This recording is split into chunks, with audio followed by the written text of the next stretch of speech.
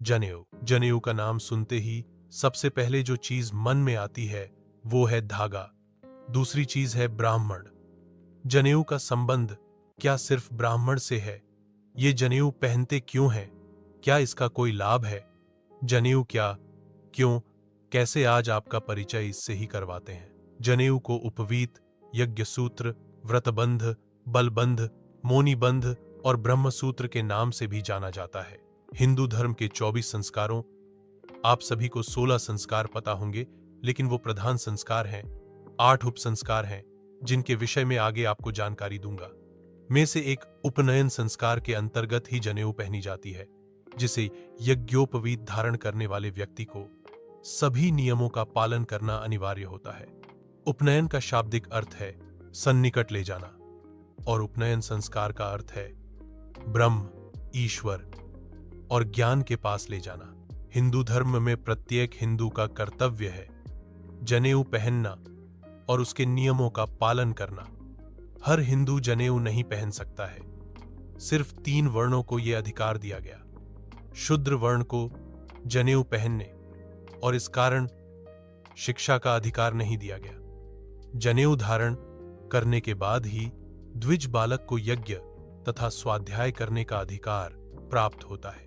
द्विज का अर्थ होता है दूसरा जन्म, मतलब सीधा है जनेऊ संस्कार के बाद ही शिक्षा का अधिकार मिलता था, और जो शिक्षा नहीं ग्रहण करता था उसे शूद्र की श्रेणी में रखा जाता था।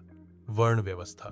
जिस लड़की को आजीवन ब्रह्मचर्य का पालन करना हो वह जनेऊ धारण कर सकती है। ब्रह्मचारी 3 और विवाहित 6 धागों की जनेऊ पहनता है। यज्ञोपवीत के 6 धागों में से 3 धागे स्वयं के और 3 धागे पत्नी के बतलाए गए हैं। जनेऊ का आध्यात्मिक महत्व। जनेऊ में 3 सूत्र त्रिमूर्ति ब्रह्मा, विष्णु और महेश के प्रतीक, देवऋण, पितृण और षिण के प्रतीक, सत्व, रज और तम के प्रतीक होते हैं। साथ ही ये 3 सूत्र गायत्री मंत्र के 3 चरणों के प्रतीक है, तो 3 आश्रमों के प्रतीक भी। जनेऊ के एक तार में 3 तार होते हैं। अत कुल तारों की संख्या 9 होती है। इनमें 1 मुख, 2 नासिका, 2 आंख, 2 कान, मल और मूत्र के 2 द्वारा मिलाकर कुल 9 होते हैं। इनका मतलब है हम मुख से अच्छा बोले और खाएं, आंखों से अच्छा देखें और कानों से अच्छा सुने। जनेऊ में 5 गांठ लगाई जाती है। इसे प्रवर कहते हैं, जो ब्रह्म, धर्म, अर्ध, काम और मोक्ष का प्रतीक है। ये 5 यज्ञों, 5 ज्ञानेंद्रियों और 5 कर्मों के भी प्रतीक है। प्रवर की संख्या माइनस और ब्राज होती है। लंबाई। जनेऊ की लंबाई 96 अंगुल होती है, क्योंकि जनेऊ धारण करने वाले को 64 कलाओं और 32 विद्याओं को सीखने का प्रयास करना चाहिए। 32 विद्याएं 4 वेद, 4 उपवेद, 6 अंग, 6 दर्शन, 3 सूत्र ग्रंथ, 9 अरण्यक मिलाकर होती है। 64 कलाओं में वास्तु निर्माण, व्यंजन कला, चित्रकारी, साहित्य कला, दस्तकारी, भाषा, यंत्र निर्माण, सिलाई, कढ़ाई, बुनाई, दस्तकारी, आभूषण निर्माण, कृषि ज्ञान आदि आती हैं। जनेऊ के लाभ। प्रत्यक्ष लाभ। जो आज के लोग समझते हैं, जनेऊ में नियम है कि जनेऊ बाएं कंधे से दाएं कमर पर पहनना चाहिए। मल मूत्र विसर्जन के दौरान जनेऊ को दाहिने कान पर चढ़ा लेना चाहिए और हाथ स्वच्छ करके ही उतारना चाहिए। इसका मूल भाव यह है कि जनेऊ कमर से ऊंचा हो जाए और अपवित्र न हो। यह बेहद जरूरी होता है। मतलब साफ है कि जनेऊ पहनने वाला व्यक्ति ये ध्यान रखता है कि मलमूत्र करने के बाद खुद को साफ करना है। इससे उसको इन्फेक्शन का खतरा कम से कम हो जाता है। अप्रत्यक्ष लाभ, जिसे कम लोग जानते हैं। शरीर में कुल 365 एनर्जी पॉइंट होते हैं। अलग अलग बीमारी में अलग अलग पॉइंट असर करते हैं। कुछ पॉइंट कॉमन भी होते हैं। एक्यूप्रेशर में हर पॉइंट को 2-3 मिनट दबाना होता है, और जनेऊ से हम यही काम करते हैं। उस पॉइंट को हम एक्यूप्रेश करते हैं। कैसे? आइए समझते हैं। कान के नीचे वाले हिस्से ईयर लोब की रोजाना 5 मिनट मसाज करने से याददाश्त बेहतर होती है।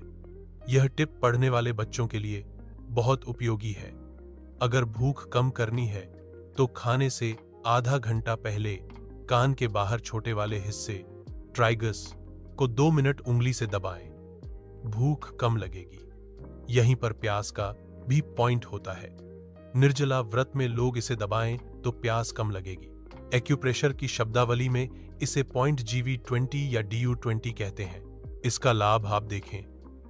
GV20 स्थान कान के पीछे के झुकाव में उपयोग, डिप्रेशन, सिरदर्द, चक्कर और सेंस ऑर्गन यानी नाक, कान और आंख से जुड़ी बीमारियों में राहत, दिमागी असंतुलन, लकवा और यूट्रस की बीमारियों में असरदार।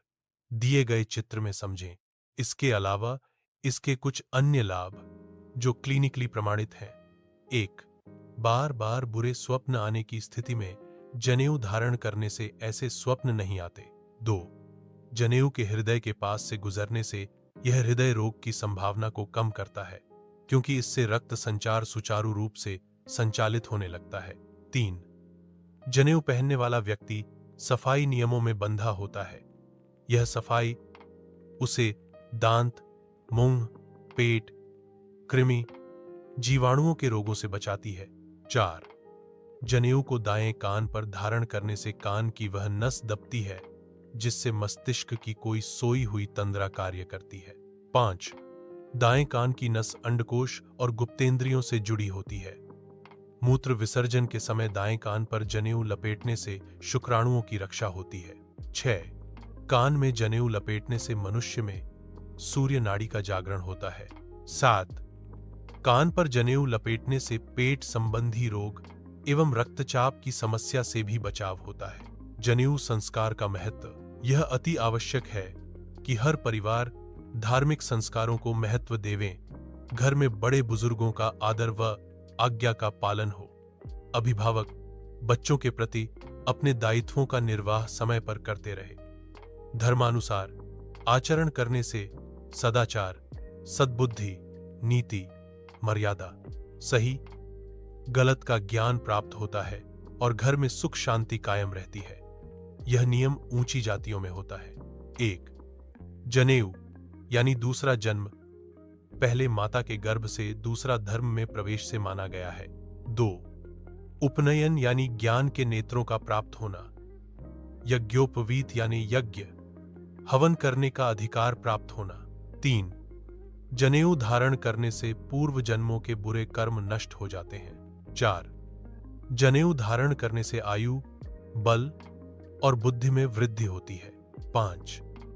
जनेऊ धारण करने से शुद्ध चरित्र और जप, तप, व्रत की प्रेरणा मिलती है। 6. जनेऊ से नैतिकता एवं मानवता के पुण्य कर्तव्यों को पूर्ण करने का आत्मबल मिलता है। 7. जनेऊ के 3 धागे माता, पिता की सेवा और गुरु भक्ति का कर्तव्य बोध कराते हैं। 8. यज्ञोपवीत संस्कार बिना विद्या प्राप्ति, पाठ, पूजा अथवा व्यापार करना सभी निरर्थक है। 9. जनेऊ के 3 धागों में 9 लड़ होती है।